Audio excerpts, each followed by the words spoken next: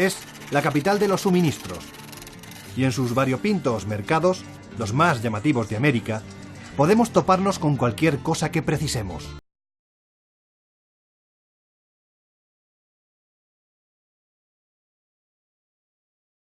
En el barrio de Belén, todo el mundo vende y compra los artículos necesarios para subsistir, importando poco que sean legales o no.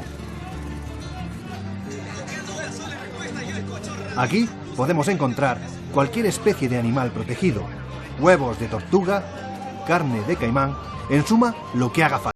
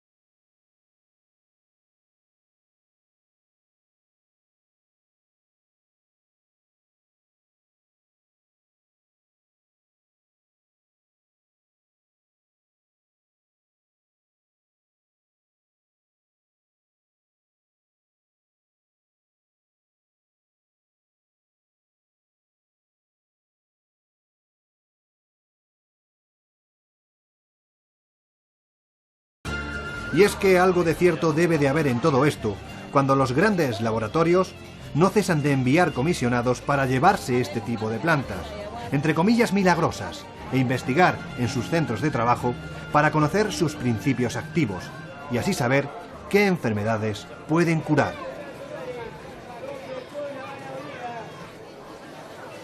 Sin embargo, las culturas milenarias no se pueden comprar, y la sabiduría de los pueblos indígenas tampoco. Son secretos ancestrales que transmite la tradición oral, hasta que finalmente se los traga la selva, y contra eso ni las grandes farmacéuticas pueden luchar. La ciudad del Bajo Belén está construida en casas sobre el río Itaja, un pequeño brazo de agua que desemboca en el Gran Amazonas. Las aguas de este cauce son turbias, pero al menos nos permiten ver la ciudad desde otra perspectiva. Los peruanos, no sin poca imaginación, la llaman la Pequeña Venecia. En estas aguas fecales, los habitantes de Belén hacen sus necesidades fisiológicas y con esta misma agua cocinan o se bañan, en lo que no deja de ser un foco de infección perpetuo. No es extraño, por tanto, que de vez en cuando una epidemia de cólera recorra el barrio. Pero al final la gente sobrevive, pues están acostumbrados a estas duras condiciones de vida.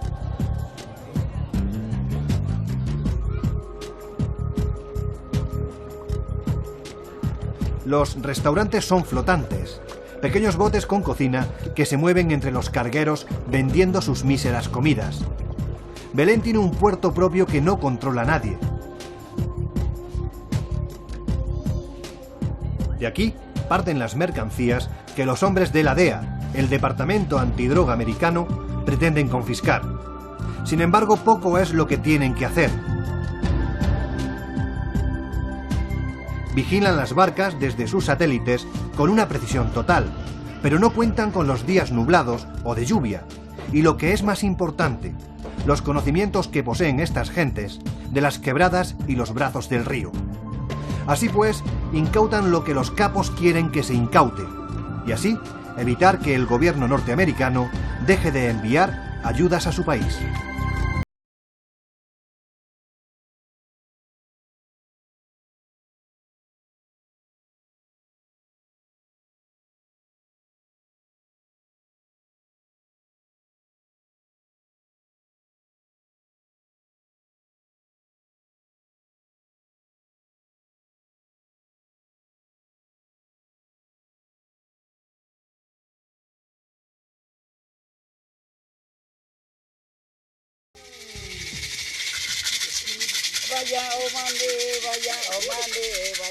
Cerca de la ciudad de Iquitos contactamos con los indígenas boras. Están totalmente civilizados, pero aún mantienen sus culturas tradicionales. Pese a hacerse eco de las ventajas que les aporta el primer mundo, jamás han olvidado quiénes son y de dónde vienen.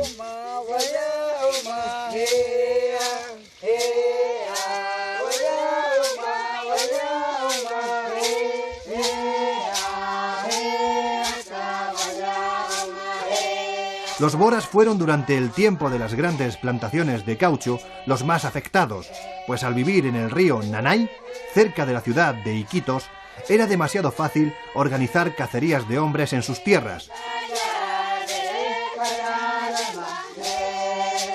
Y es que cuando bajaban a comprar a la ciudad, les creaban un sistema de endeudamiento famoso en las plantaciones caucheras, en el que el indígena contraía una deuda monetaria que debía de pagar trabajando en la selva cauchera.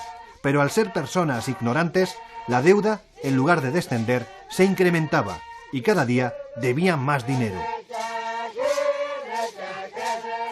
Era la esclavitud de por vida.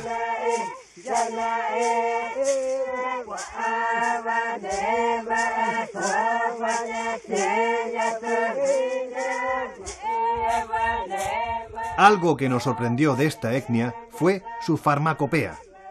Saben dónde se halla cada una de las plantas que les debe de curar de uno u otro mal. Da igual que sea una enfermedad de riñón que una picadura de la temible serpiente Susupe. Cada planta tiene un fin y miles de años de estudio para conocerlas.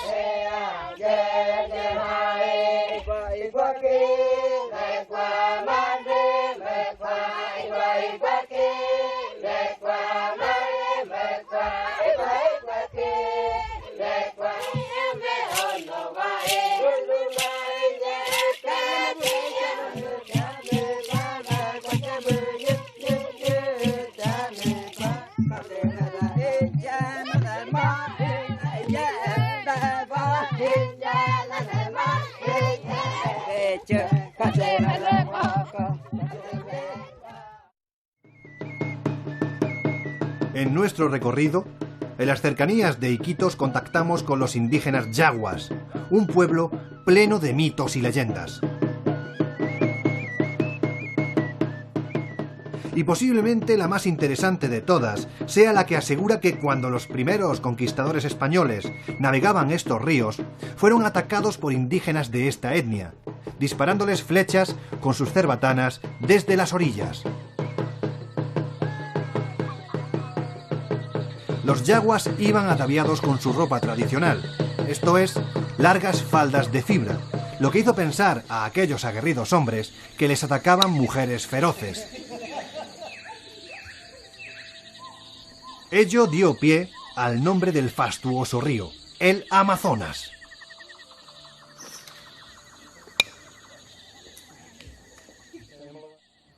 En el nombre del Padre, y del Hijo, y del Espíritu Santo. Amén.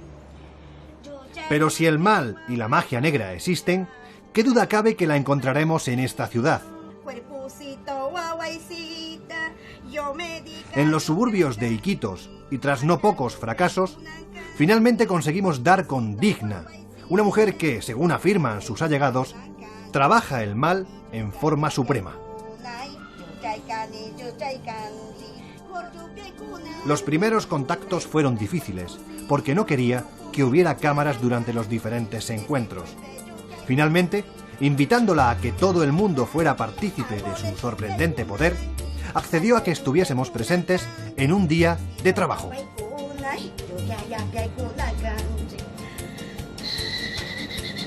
Así pues, la jornada empieza sacando el mal de una anciana, y es que asegura que lo que causa sus dolores es el diablo que tiene dentro, y ha de extraerlo con conjuros y succiones.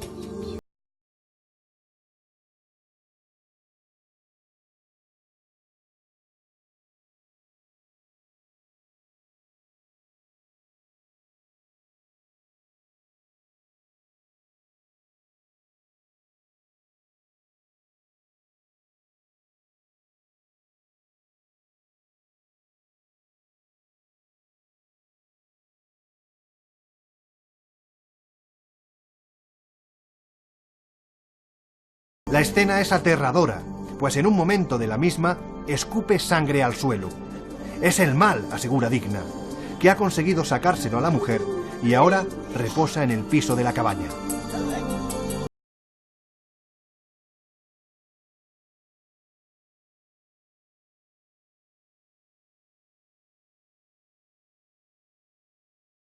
Más tarde una niña es limpiada con humo, pues según la madre está embrujada y alguien le ha echado un mal de ojo.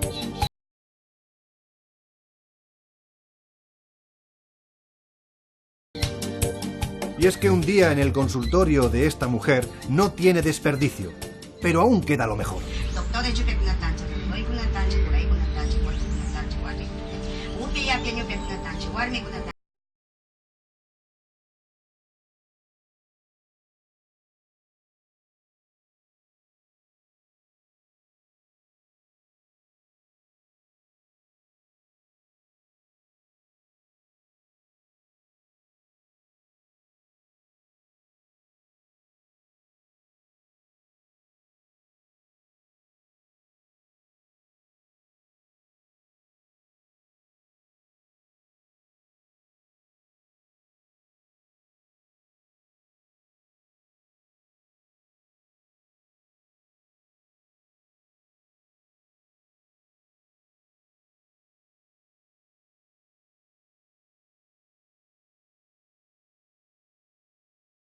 Las invocaciones prosiguen y el paso siguiente es crear un amuleto y bendecirlo con la ayuda del lado oscuro, pues en él se contiene la vida de la persona a la que va dirigido el daño.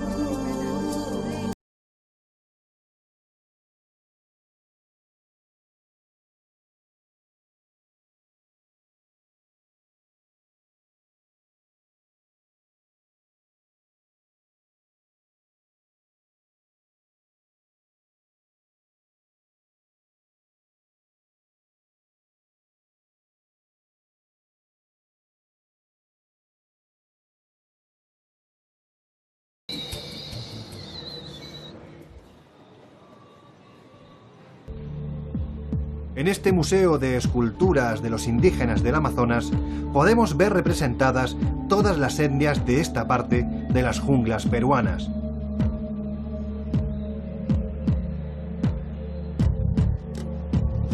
Acuarunas, jíbaros, machiguengas, mascos, piros, todos conviven bajo este techo. Es una muestra de lo que fueron y de lo que todavía queda de los primeros pobladores de estas selvas, una cultura que se está perdiendo a pasos de gigante gracias a la codicia desmesurada de aquellos que en tiempos fueron ángeles para estas gentes y hoy pasan por ser auténticos demonios. Los recuerdos del Iquitos colonial y del caucho son visibles en fotografías y restos de edificios señoriales que recuerdan su esplendor.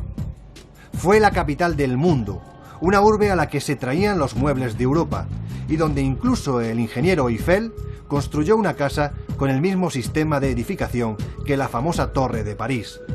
Sin duda fueron otros tiempos que nada tienen que ver con la dura vida de la ciudad hoy día. ¿Qué deseas? Siéntate. A ver, ¿cuál es tu problema? Señor, no quiero que me vea porque me siento mal. Otro tipo de curanderismo o magia es la que aplica don Francisco, antiguo chamán que mantiene vivas las prácticas milenarias de sus antepasados.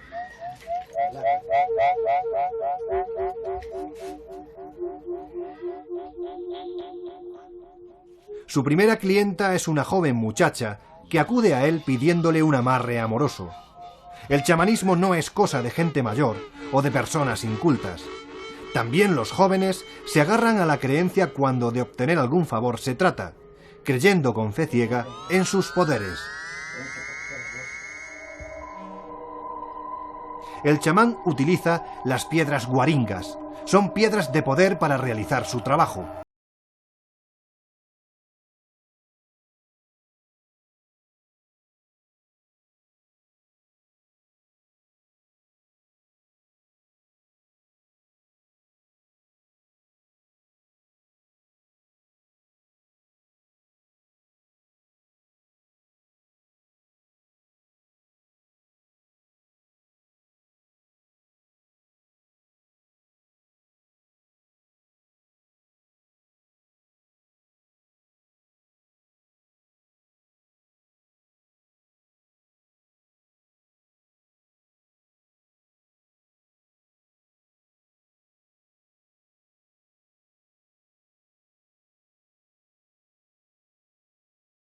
Hay con forma de dioses o de conquistadores, y son heredadas de los padres a los hijos que continúan con el trabajo de la sanación chamánica.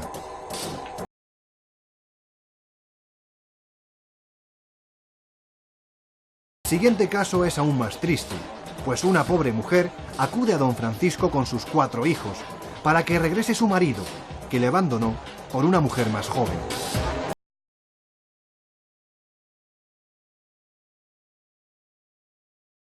Este es uno de los problemas más acuciantes de la Amazonía, donde gracias a la intercesión de la sabia naturaleza, de una familia de 12 hijos, 10 son mujeres, pues con lo difícil que es la vida y la aterradora mortandad infantil, se necesitan más hembras para que la especie continúe.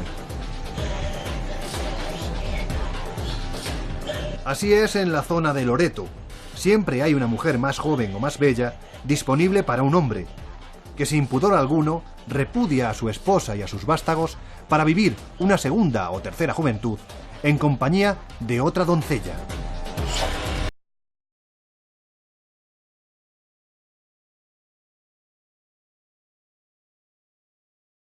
El remedio que le da don Francisco es que se ponga un perfume especial preparado por él cuando vea a su esposo, y que le haga fumar un cigarro y careado con cantos prohibidos, preparado chamánicamente.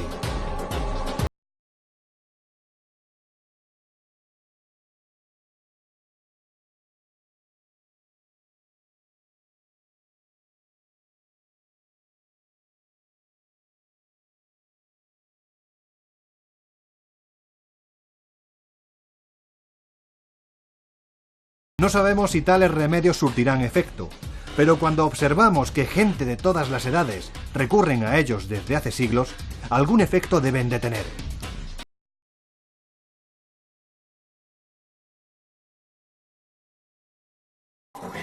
El chamanismo está vivo en plena era espacial y cada vez tiene más poder, pues los extranjeros viajan con más asiduidad hasta la selva para estudiar este mismo poder que tienen las plantas y utilizan los chamanes, que en definitiva son los hombres que saben cómo activarlas.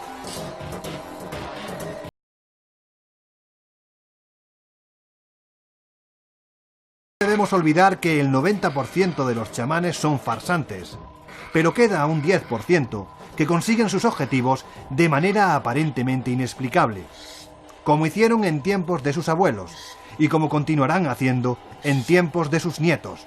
Tal es el poder de la magia.